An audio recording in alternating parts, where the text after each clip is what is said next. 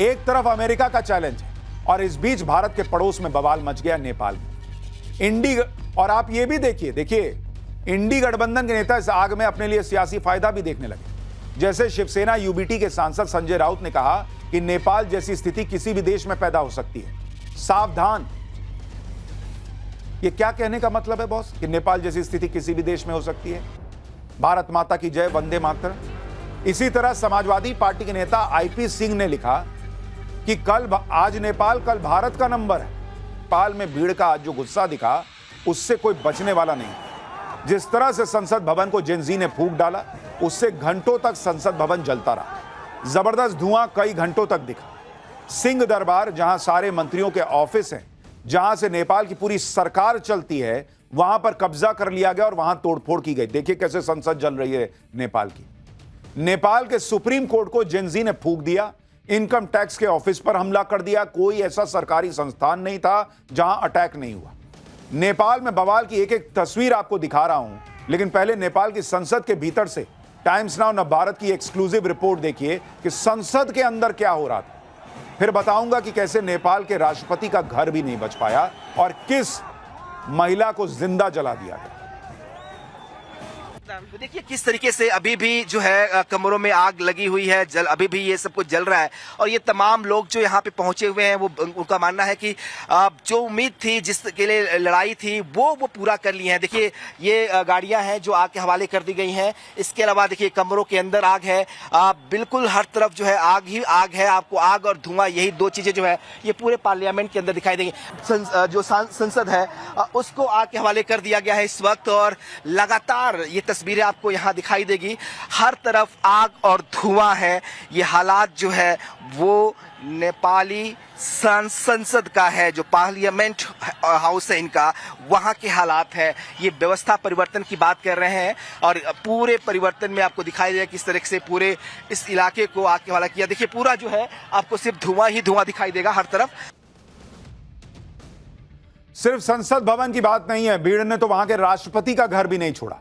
प्रदर्शनकारियों का गुस्सा राष्ट्रपति रामचंद्र पौडेल के घर पर फूटा। प्रदर्शनकारियों ने राष्ट्रपति पौडेल के घर पर भी कब्जा किया और उनके घर को आग लगा दी। इस वीडियो में आप नेपाल के राष्ट्रपति आवास को जलते हुए देख सकते हैं कि प्रेसिडेंट का घर जला दिया। ऐसा नहीं है कि सिर्फ मौजूदा सरकार के मंत्रियों पर ही गुस्सा फूटा, सिर्फ उन्हीं की पिटाई हुई या उन्हीं के घर जलाए गए। चाहे मौजूदा मंत्री हो या पूर्व नेता, सब पर भीड़ का गुस्सा फूटा। पूर्व प्रधानमंत्रियों के घरों पर भी अटैक हुआ। और इसलिए भी सवाल उठ रहा है कि अगर मौजूदा सरकार के खिलाफ गुस्सा था तो समझा जा सकता है सारे पूर्व प्रधानमंत्री, नेता, सब पर गुस्सा कैसे। इस वीडियो में प्रदर्शनकारी जलते हुए टायर जिस घर के अंदर फेंक रहे हैं, यह घर नेपाल के पूर्व प्रधानमंत्री पुष्पकमल दहल प्रचंड का घर है। नेपाल के एक और पूर्व प्रधानमंत्री हैं झलनाथ खनाल। उनकी पत्नी को तो जिंदा जला दिया लोगों ने। पूर्व प्रधानमंत्री झलनाथ खनाल के घर में भी आगजनी हुई। प्रदर्शनकारियों की भीड़ ने उनके घर को आग के हवाले कर दिया। जिस वक्त झलनाथ खनाल के घर को आग लगाई गई, उनकी पत्नी राज्य लक्ष्मी चित्रकार घर में ही थी। दावा किया जा रहा है कि प्रदर्शनकारियों ने झलनाथ खनाल की पत्नी को घर के अंदर बंद करके आग लगा दी, जिनकी जिंदा जलकर मौत हो गई। और इसलिए सवाल उठ रहा है कि क्या यह जेनजी का सिर्फ प्रदर्शन है या इसके पीछे बहुत बड़ी साजिश है। ये कौन से युवा हैं जो किसी को जिंदा जला दे रहे हैं? आपका गुस्सा हो सकता है, समझ में आता है, लेकिन आप किसी को घर में बंद करके महिला को जिंदा जला रहे हैं। पूर्व प्रधानमंत्री की पत्नी है, यही दोष है। आप कह रहे हैं कि ओली को मैं सड़क पर मार दूंगा, मैं जिंदा जला दूंगा। इसी तरह से आप देखिए कि नेपाल के पूर्व पीएम शेर बहादुर देउबा भी भीड़ के गुस्से का शिकार बने। यह वीडियो देउबा के घर पर हमले के वक्त का है, जब प्रदर्शनकारियों ने उन पर और उनकी पत्नी पर हमला कर दिया। इस हमले में जो वीडियो सामने आए हैं उसमें भीड़ देउबा और उनकी पत्नी को पीट रही है और वो लहूलुहान हालत में दिख रहे हैं। ये पूर्व प्रधानमंत्री हैं नेपाल के, देउबा, और उनकी पत्नी आरजू देउबा नेपाल की विदेश मंत्री भी हैं। आप सोचिए कि महिलाओं को भी नहीं छोड़ा जा रहा भाई, उनको भी मारा पीटा जा रहा है, जिंदा जला दिया जा रहा है। नेपाल में 3 बड़े और मुख्य राजनीतिक दल हैं और तीनों के ही खिलाफ नेपाल में प्रदर्शनकारी बवाल काट रहे हैं। आज प्रदर्शनकारियों ने ओली की पार्टी सीपीएन यूएमएल के दफ्तर पर भी अटैक किया। वहां पहले जमकर तोड़फोड़ मचाई और उसके बाद दफ्तर की बिल्डिंग को आग के हवाले कर दिया। काठमांडू में प्रदर्शनकारियों ने कम्युनिस्ट पार्टी के मुख्यालय पर भी धावा बोल दिया और कम्युनिस्ट पार्टी का झंडा फाड़ दिया। इसका वीडियो भी वायरल हो रहा है। प्रदर्शनकारियों की भीड़ ने आज नेपाल कांग्रेस के दफ्तर पर भी अटैक किया। पहले जमकर तोड़फोड़ मचाई और फिर पूरी बिल्डिंग को आग के हवाले कर दिया। सवाल इस अराजकता पर भी उठ रहे हैं क्योंकि सरकार के खिलाफ गुस्सा तो समझ में आता है, लेकिन बाकी नेताओं के घर जला देना, सुप्रीम कोर्ट जला देना, होटल जला देना, मीडिया के ऑफिस जला देना, बैंक लूट लेना। भाई बैंक क्यों लूट रहे हो तुम? अगर तुम देश को बचाने की लड़ाई लड़ रहे हो तो देश के बैंक क्यों लूट रहे हो? जेल से कैदियों को छुड़ा लिया गया, जैसे बांग्लादेश में आपको याद होगा खूंखार कैदी जेल से छुड़ा लिए गए थे। सेम पैटर्न नेपाल में दिख रहा है, वहां भी कैदी जेल से छुड़ा लिए गए। ये कौन सा प्रदर्शन है बॉस? ये लोगों को समझ में नहीं आ रहा है कि ये क्या सिर्फ जेंजी का आंदोलन है या ये हाईजैक हो चुका आंदोलन है। सवाल पूछा जा रहा है कि शांतिपूर्ण तरीके से शुरू हुए प्रदर्शन को भड़काया किसने और इस लेवल पे कौन ले गया है कि लोगों को जिंदा जला देने में इस भीड़ को आनंद आ रहा है? किसकी साजिश है इसके पीछे? क्योंकि आप ये देखिए कि काठमांडू में प्रदर्शनकारियों ने सुप्रीम कोर्ट में आग लगाई। नेपाल में विरोध के नाम पर काठमांडू के हिल्टन होटल को आग के हवाले कर दिया। होटल क्यों जलाए भाई? होटल का क्या काम? देश में आपको लगता है भ्रष्टाचार है, आपको लगता है सोशल मीडिया क्यों बंद कर दिया? होटल ने क्या किया था तुम्हारा? होटल क्यों जला दिए? नेपाल के सबसे बड़े मीडिया हाउस की बिल्डिंग को आग लगा दी, जहां नेपाल के बड़े अखबार काठमांडू टाइम्स, कांतिपुर पब्लिकेशन जैसे मीडिया हाउसेस के दफ्तर हैं, देखिए उसको फूंक दिया। मतलब कोई सिरपैरी नहीं दिख रहा है इस आंदोलन का। जिसको मन उसको आग लगा दे रहे हैं, जिंदा जला दे रहे हैं। खबर है कि प्रदर्शनकारियों ने अब बैंकों को भी निशाना बनाना शुरू किया। काठमांडू में राष्ट्रीय वाणिज्य बैंक और हिमालयन बैंक को निशाना बनाया गया, जहां लोगों ने बैंक में घुसकर तोड़फोड़ मचा दी और लूटपाट कर दी। ये कौन सा जेंजी है भाई जो बैंक में लूटपाट कर रहा है, लोगों को जिंदा जला रहा है? नेपाल में जो विरोध प्रदर्शन सोशल मीडिया बैन के खिलाफ शुरू हुआ, फिर इसने भ्रष्टाचार के खिलाफ आंदोलन का रूप लिया। उसने नेपाल में आज अराजकता मचा के रख दी। नेपाल में कानून व्यवस्था किस तरह पूरी तरह ध्वस्त हो चुकी है, आप तस्वीरें देखिए। ये तस्वीरें काठमांडू की कैलाली जेल की हैं, जहां प्रदर्शनकारियों ने अटैक कर दिया और जेल की गाड़ियां तोड़ दी। जेल पर हमले के बाद पुलिस और जेल स्टाफ जान बचाकर भागे और जेल में बंद सैकड़ों कैदी फरार हो गए। अब अगर ये आम लोगों का आंदोलन है, ये कौन से आम लोग हैं बॉस जो कैदी को छुड़ा ले रहे हैं? ये सवाल मन में नहीं आएगा। ये सवाल पूछने की वजह इस आंदोलन की तस्वीरें दे रही हैं कि कौन से आम लोग हैं जो किसी आम आदमी को जिंदा जला दे रहे हैं, कौन से आम लोग हैं जो बैंक लूट ले रहे हैं, ये कौन सी आम पब्लिक है जो कैदी को छुड़ा ले रही है।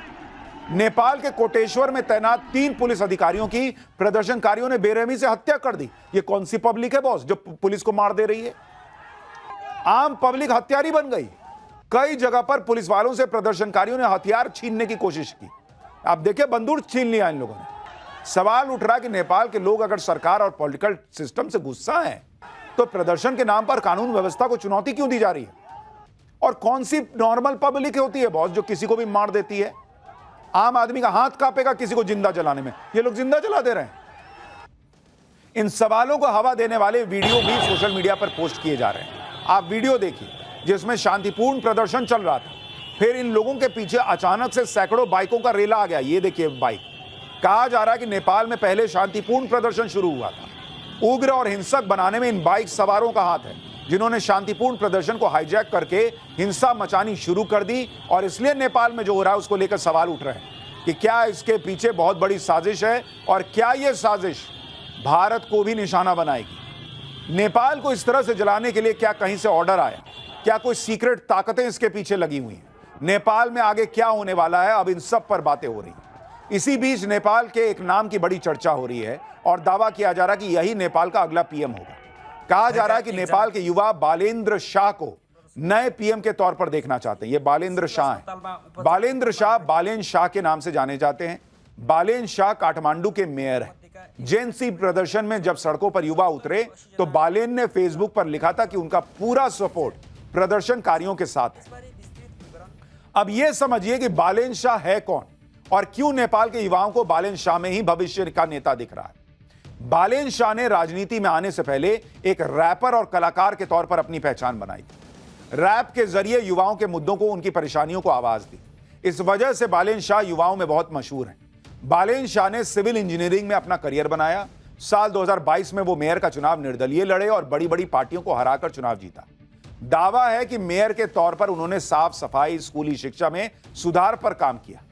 यही सब वजह है कि नेपाल में तमाम सोशल मीडिया, खासकर फेसबुक के पोस्ट बालेन के समर्थन में अटे पड़े, जिसमें लोग मेयर बालेन से इस्तीफा देकर राष्ट्रीय नेतृत्व संभालने की मांग कर रहे हैं।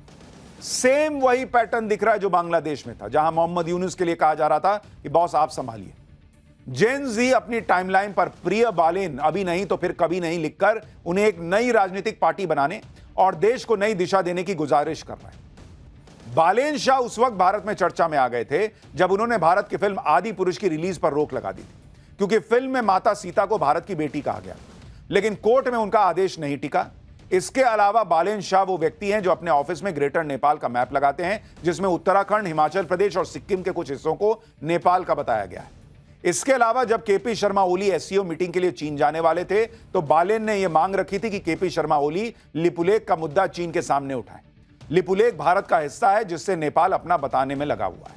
यानी नेपाल में जो आंदोलन चल रहा है उसके पीछे जो बालेन शाह है उसकी नजर भारत को लेकर क्या रखती है, या भारत को लेकर उसकी सोच क्या है, कितनी एंटी इंडिया है, क्या है, वो आपको इन बातों से पता चल रहा होगा। इसलिए मैंने कहा कि जो बांग्लादेश में हुआ, नेपाल में हुआ, पैटर्न मैच हो रहा है।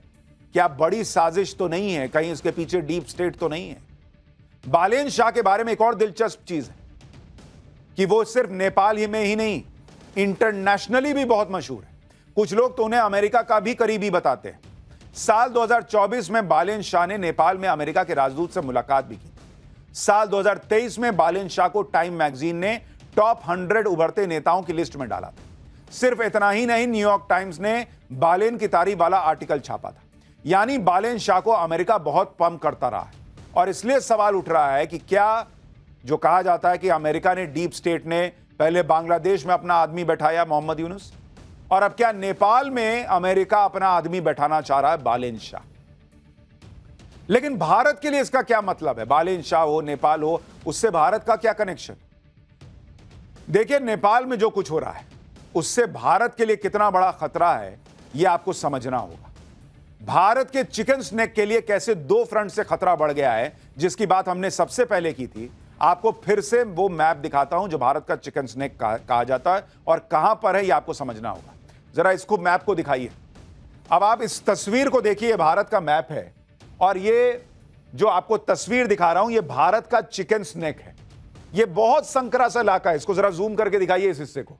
यहां अगर आप देखेंगे, एक तरफ ऊपर आपको नेपाल दिख रहा है, इधर भूटान है और इधर बांग्लादेश है, और नेपाल और बांग्लादेश के बीच में ये जो आप छोटा सा हिस्सा देख रहे हैं, इसी को चिकन स्नेक कहा जाता है, क्योंकि ये जो भारत का ये हिस्सा है और पूर्वोत्तर का हिस्सा है, दोनों को जोड़ने के लिए गलियारा सा है। और ये कॉरिडोर सिर्फ 22 किलोमीटर चौड़ा है। ये जो आप देख रहे हैं हिस्सा, ये 22 किलोमीटर चौड़ा है, और इस कॉरिडोर में बिहार का कुछ हिस्सा आता है और पश्चिम बंगाल का कुछ हिस्सा आता है। यह कॉरिडोर भारत के 8 उत्तर पूर्वी राज्यों को देश के बाकी हिस्सों से जोड़ने के लिए, जैसे इधर अब आपको थोड़ा और विस्तृत मैप दिखा रहा हूं। इधर देखिए नेपाल है, ये 21-22 किलोमीटर का हिस्सा है जिसको चिकन स्नेक कहा जाता है। इधर आप पश्चिम बंगाल देख रहे हैं और यहां बांग्लादेश है। तो नेपाल और बांग्लादेश के बीच का यह हिस्सा है। इसलिए यह रास्ता भारत की संप्रभुता और सामरिक दृष्टि से बहुत अहम है। आपको वो शर्जील इमाम याद है जो जेल में बंद है? उसने यही कहा था कि भाई ये हिस्सा जो है चिकन स्नेक काट देना है हमको। अगर इस कॉरिडोर पर अटैक हो जाए तो भारत के बाकी हिस्सों का नॉर्थ ईस्ट से कनेक्शन कटने का खतरा सीधे सीधे बढ़ जाएगा। और भारत के चिकन स्नेक के एक साइड में नेपाल है, दूसरे साइड में बांग्लादेश। इसलिए अब कहा जा रहा है कि भाई आप अगर इसको देखेंगे, इधर नेपाल में बवाल हो गया, अब यहां जो बवाल है, और यहां आप देखिए बांग्लादेश में वो कट्टरपंथियों की सरकार है। अब सवाल उठ रहा है कि भाई यहां पर डीप स्टेट का आदमी है, और अगर यहां भी अगर डीप स्टेट का आदमी बैठ गया तो क्या निशाने पर भारत का चिकन स्नेक है? क्या नरेंद्र मोदी को टारगेट करने के लिए नेपाल में जो हो रहा है वो हो रहा है? यह अभी सवाल है। सिलीगुड़ी कॉरिडोर के आसपास करीब 80 छोटे टाउन और गांव हैं। इनका कुछ हिस्सा बिहार के किशनगंज में भी आता है, और कुछ हिस्सा पश्चिम बंगाल के दार्जिलिंग, उत्तरी दिनाजपुर, जलपाईगुड़ी, अलीपुरद्वार और कूच बिहार में आता है। इसलिए नेपाल में जो हो रहा है उसको आप सिर्फ नेपाल की दृष्टि से नहीं देख सकते बॉस, भारत के लिहाज से भी आपको यह समझना होगा कि यह कितना बड़ा खतरा है। बड़ा खतरा यह भी है कि बांग्लादेश में इस समय जो सरकार है वो मोहम्मद यूनुस चला रहा है और वहां पूरा एंटी इंडिया एजेंडा चलता है। अगर नेपाल में भी ऐसा कुछ आगे हुआ तो खतरा हमारे चिकन स्नैक के लिए बढ़ेगा।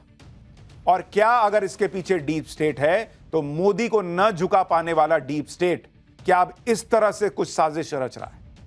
आपको यह भी याद दिलाना जरूरी है कि मोहम्मद यूनुस वो व्यक्ति है जो मार्च में चीन के दौरे पर गया था और उसने भारत के चिकन स्नैक को लेकर ऐसा बयान दिया था जिससे भारत के कान खड़े हो गए।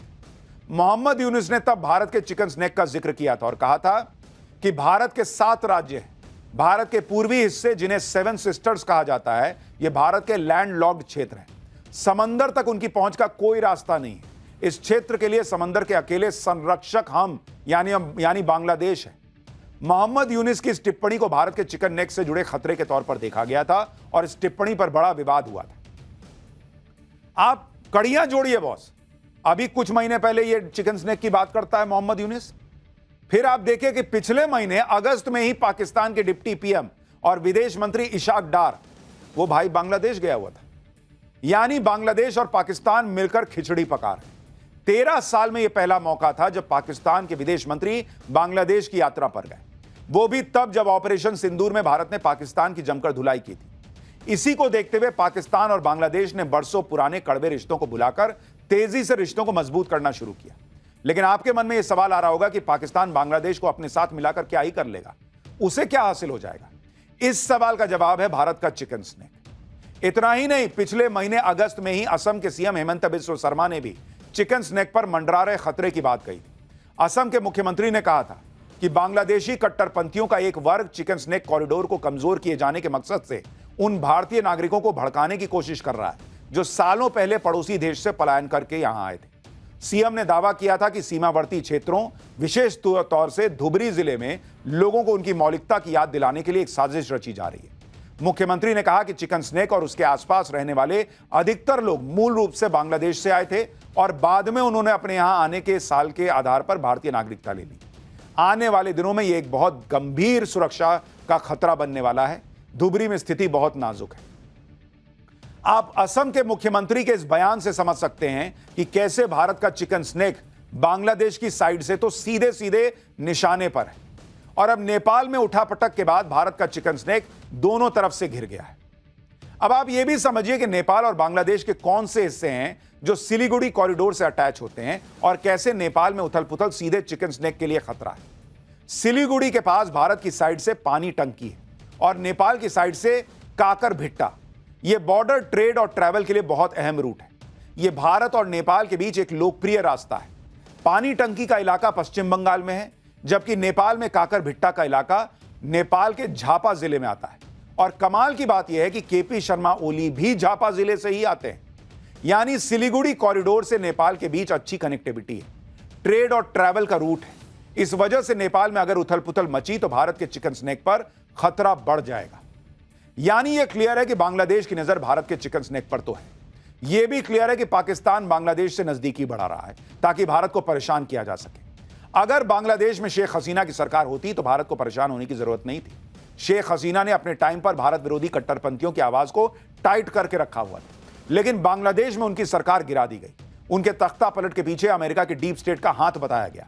खुद शेख हसीना ने इशारों में बताया था कि उन्होंने अमेरिका के एयरबेस बनाने के प्रस्ताव को ठुकरा दिया था। दावा है इसी चक्कर में उनकी कुर्सी चली गई और ठीक वैसे ही गई जैसे अभी नेपाल के पीएम की कुर्सी चली गई। कमाल की बात यह है कि बांग्लादेश हो या नेपाल, दोनों जगह ही तख्तापलट के पीछे अमेरिका का नाम आ रहा है।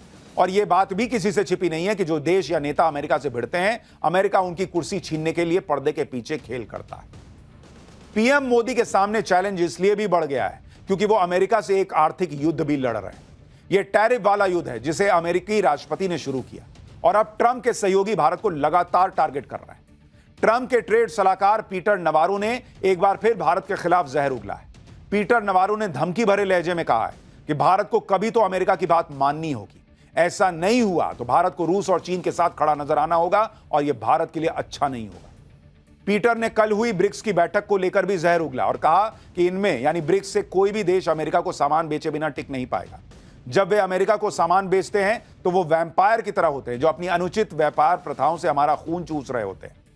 पीटर नेवरो ने कहा कि मुझे नहीं पता कि ब्रिक्स कैसे एकजुट होता है। एक साथ कैसे रहता है, क्योंकि ऐतिहासिक रूप से वे एक दूसरे से नफरत करते हैं और एक दूसरे को मारते हैं। एक तरफ अमेरिका का चैलेंज है और इस बीच भारत के पड़ोस में बवाल मच गया नेपाल में। और आप ये भी देखिए इंडी गठबंधन के नेता इस आग में अपने लिए सियासी फायदा भी देखने लगे। जैसे शिवसेना यूबीटी के सांसद संजय राउत ने कहा कि नेपाल जैसी स्थिति किसी भी देश में पैदा हो सकती है, सावधान। ये क्या कहने का मतलब है बॉस, कि नेपाल जैसी स्थिति किसी भी देश में हो सकती है? भारत माता की जय, वंदे मातरम। इसी तरह समाजवादी पार्टी के नेता आईपी सिंह ने लिखा कि आज नेपाल कल भारत का नंबर है।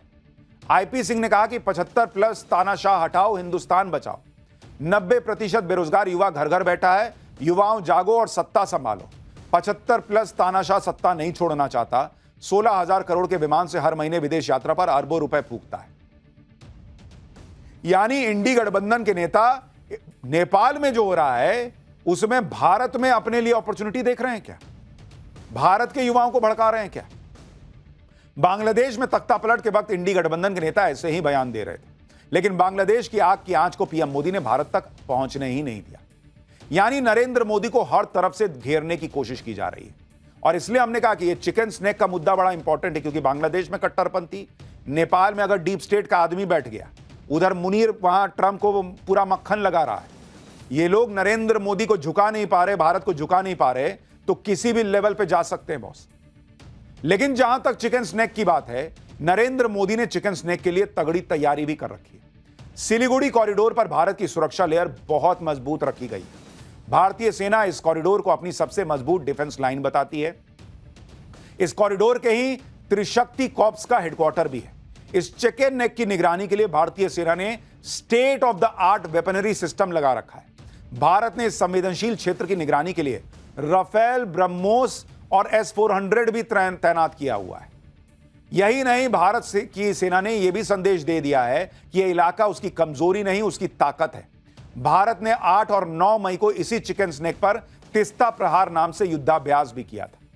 यानी अगर कोई प्लानिंग भी कर रहा है कि चिकन स्नैक पर भारत को कुछ परेशान करें, मोदी को प्रेशर में लाएं, ये करें वो करें, यह इतना आसान होगा नहीं बॉस, क्योंकि यह नया भारत है। इतना आसान नहीं कि तुम कुछ करोगे और चुपचाप सहेगा।